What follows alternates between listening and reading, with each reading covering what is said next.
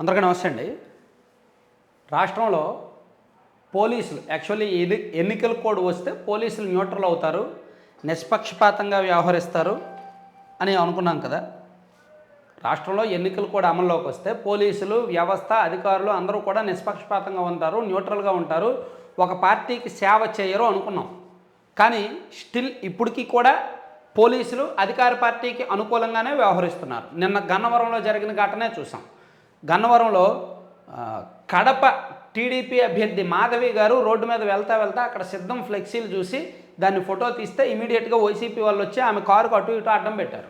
పోలీసులు వచ్చి ఆమెను మీరు స్టేషన్కి రండి అంటున్నారు. అంటే పోలీసులు అక్కడ వైసీపీకి అనుకూలంగానే వ్యవహరించారు, అధికార పార్టీకి అనుకూలంగానే వ్యవహరించారు. వాళ్ళ మీద ఒత్తిళ్లు ఉన్నమాట వాస్తవం, ఎవరో కాదనట్లా. కాసేపు ఈ ఇష్యూ పక్కన పెడదాం.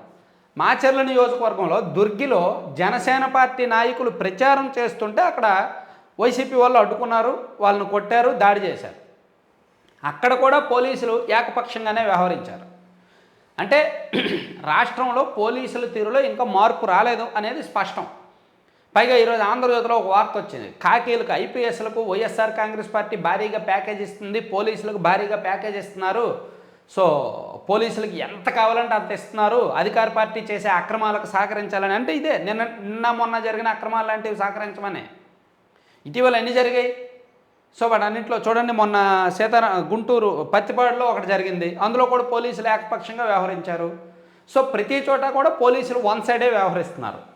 సో నేను చెప్పేది ఏంటంటే ఇప్పుడున్న పరిస్థితి ప్రకారం ఇదిగోండి, ఈరోజు తేదీ మార్చి 23, నోట్ చేసుకోండి. మార్చి 23 పొద్దున 7:39కి నేను చేస్తున్న వీడియో సాక్షిగా చెప్తున్నా, రాష్ట్ర వ్యాప్తంగా వైసీపీ మీద విపరీతమైన వ్యతిరేకత ఉంది. అక్షరాల సాక్షిగా చెప్తున్నా, అందుకే రాసి మరీ చెప్తున్నా. ఏ పార్టీ గెలుస్తుంది అనే వాళ్ళకి వైసీపీ మీద విపరీతమైన వ్యతిరేకత ఉంది.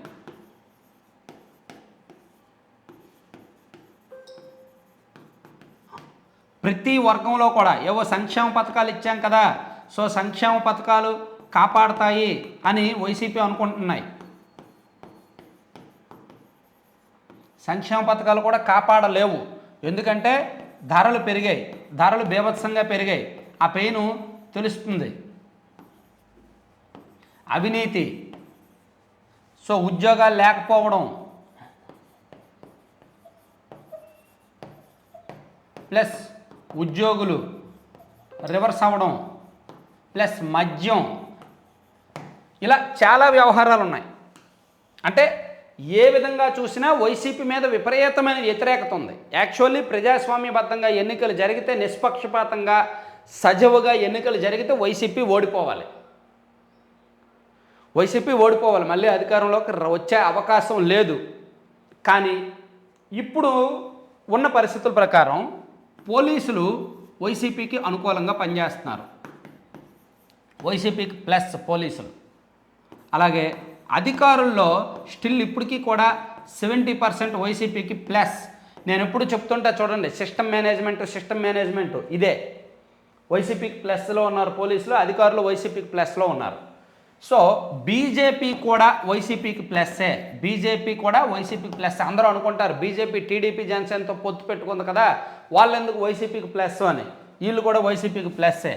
సో ఇక్కడ జరుగుతున్న వ్యవహారం చూస్తే ఈ మూడు కూడా వైసీపీకి ప్లస్ ఉండడం వల్ల వైసీపీకి అది పెద్ద ఉపశమనం.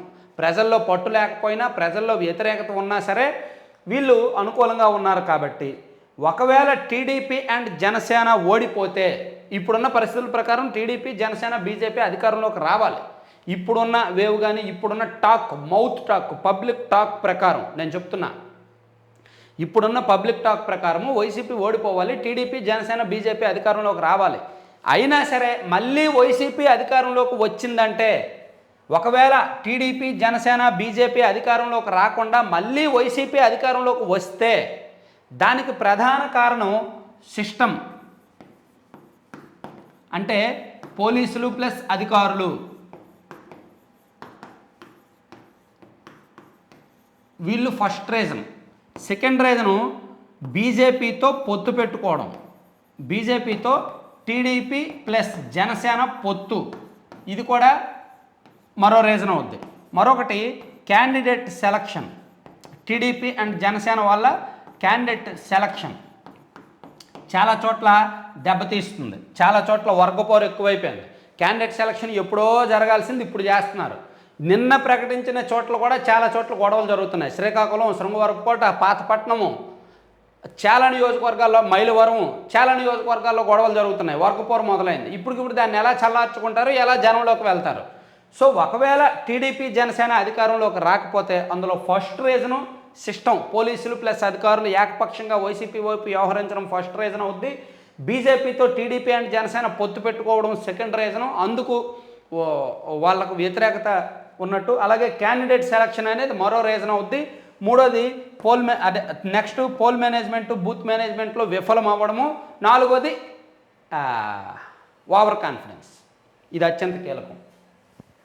టీడీపీ వాళ్ళు బాగా ఓవర్ కాన్ఫిడెన్స్లో ఉన్నారు.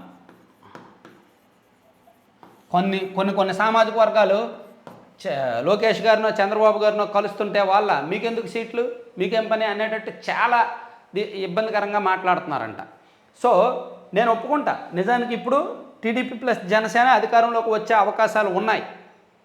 వాళ్ళ కూటమి వైపే ఎంతో కొంత మొగ్గు ఉంది. రాష్ట్ర వ్యాప్తంగా వైసీపీ మీద విపరీతమైన వ్యతిరేకత ఉంది. ధరల పెరుగుదల కావచ్చు, సంక్షేమ పథకాలు ఇచ్చారు, కానీ ధరల పెరుగుదల వలన సంక్షేమ పథకాలు ఇచ్చిన మేలు పాజిటివ్ వైసీపీ పట్ల లేదు. ప్లస్ మద్యం విషయంలో మద్యం తాగుతున్న వాళ్ళు ఎవరో ఆ పార్టీని యాక్సెప్ట్ చేయట్లేదు. అలాగే ఉద్యోగులు, నిరుద్యోగులు, అంటే ఏ వర్గాన్ని కదిపినా సరే మేము వైసీపీకి ఓటు వెయ్యం బాబోయ్ అని మాత్రమే చెప్తున్నారు.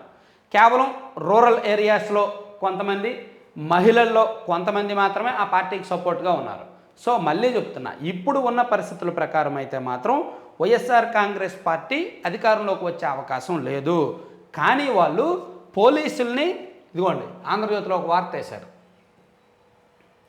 ఇదిగో ఖాకీలకు క్యాష్ ప్యాకేజీ, 4 ఐపీఎస్లకు ఇప్పటికే సోల్డ్ అవుట్, ఎంతైనా ఇస్తాం, ఎవరినైనా కొనేయండి, ఇతరుల కొనుగోలు బాధ్యతలు వారికే, స్థాయిని బట్టి బ్యాగులు బండిల్స్ కరెన్సీ. ఈ ఎన్నికలు నాకు చాలా ఇంపార్టెంట్, అక్రమాలకు సహకరించాలి వాళ్ళే కావాలి. తాడేపల్లి క్యాంప్ నుంచి సందేశం, కడప జిల్లాలో కానిస్టేబుల్ నుంచే బేరం. చూశారు కదా, అంటే పోలీసుల్ని కొంటున్నారు అనేది స్పష్టం. అలాగే అధికారులని కూడా, సిస్టంలో కూడా ఎవరెవరైతే కీలక పాత్రలో ఉన్నారో, ఎన్నికల విధుల్లో ఎవరెవరు కీలక పాత్ర పోషిస్తారో వాళ్ళందరినీ కొంటున్నారు అనేది స్పష్టం. సో తెలుగుదేశం పార్టీ, జనసేన, బీజేపీతో పొత్తు పెట్టుకున్నదే సిస్టమ్ను కంట్రోల్ చేయడానికి కదా, సిస్టమ్ని గుప్పెట్లో పెట్టుకోవడానికి కదా. మరి అది ఎక్కడ జరుగుతుంది? ఎన్నికలు కూడా అమల్లోకి వచ్చి ఆల్రెడీ వారం రోజులైంది. ఈ వారంలో పోలీసులు వ్యవహార శైలిలో ఏమైనా మార్పు వచ్చిందా? ఇక స్టిల్ ఇప్పటికీ కూడా పోలీసులు వ్యవహార శైలిలో మార్పు రాలేదు. ఒక పార్టీకి అనుకూలంగానే ఉన్నారు, ఒక పార్టీ సేవలు తరిస్తూనే ఉన్నారు. సో ఇలా జరుగుతున్నప్పుడు ఒక పార్టీ మీద అంత వ్యతిరేకత ఉన్నప్పటికీ ఆ వ్యతిరేకత ఓట్ల రూపంలో పడతాదా లేదనేది అంటే నేను ఇక్కడ ఖచ్చితంగా వైసీపీ అధికారంలోకి వస్తుందని నేను చెప్పట్లేదు, టీడీపీ అధికారంలోకి రాదని ఖచ్చితంగా నేను చెప్పట్లా. కానీ దానికి దారి తీసే పరిస్థితులు వివరిస్తున్నా, దానికి దారి తీసే పరిస్థితులు, దానికి దారి తీయబోతున్న కారణాలు చెప్తున్నా.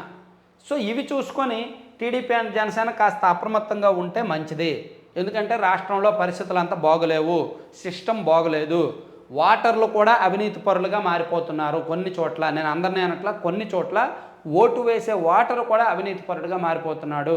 రాజకీయం అంత సవ్యంగా జరగడం లేదు అనేది గుర్తుపెట్టుకోవాలి.